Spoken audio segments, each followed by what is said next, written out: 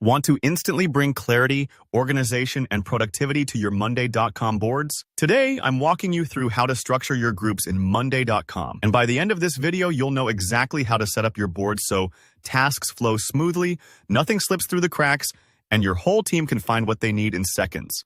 Let's dive right in. So first up is one of the most popular ways to organize your groups, by status or progress stage.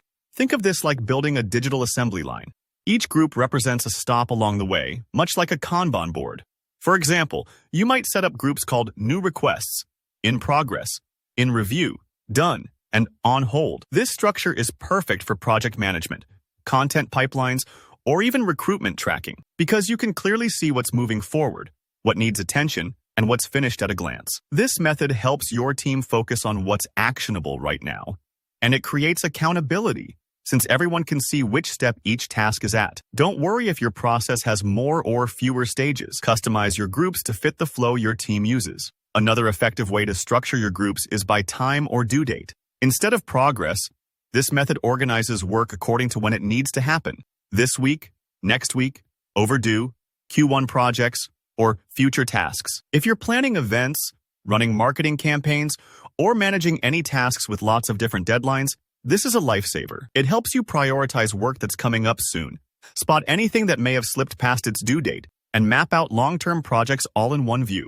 Just remember, keeping your timeline-based groups updated is key, so set aside time once a week to review and adjust as deadlines shift. Structuring groups by team member or department makes tracking ownership super easy. Maybe you set up groups like Marketing Team, Sales Team, or even by individual names like John's Tasks or Sarah's Tasks. This layout is especially powerful for resource management or team-wide to-do lists because it's crystal clear who's responsible for what. If you're in a collaborative environment or working with a large team, I recommend making sure group names are consistent and checking in regularly so tasks don't get stuck in someone's lane without progress. Now, let's talk about urgency.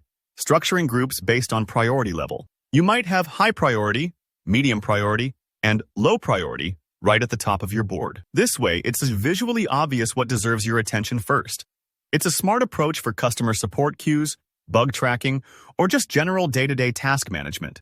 If you feel overwhelmed by a long task list, grouping by priority lets you focus on what actually moves the needle instead of getting lost in the clutter. Finally, if you're part of an agency or managing work for multiple clients and projects, organizing your groups by project or client name is a must. Picture having separate zones for website redesign project, client A onboarding, internal initiatives, or even an archived area like Project X, archived. This cuts down confusion and keeps all related tasks bundled together. No more endless scrolling or hunting for stray items. A few quick pro tips before we wrap up.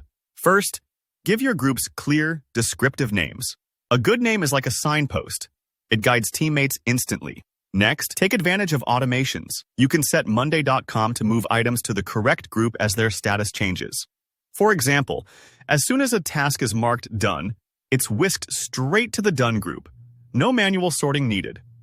Finally, try out different board views like Kanban, Timeline, or Calendar. Even if you structure by status or time, switching up the view gives your team fresh perspective and helps catch things you might have missed. And there you have it. Whether you're managing a sales pipeline, running events, wrangling a big team, or delivering projects for clients, these methods will help you build Monday.com boards that work for you. If you found this video helpful, please give it a thumbs up and let me know in the comments how your team structures groups, or if you have any questions. Don't forget to subscribe for more practical tutorials. See you in the next one.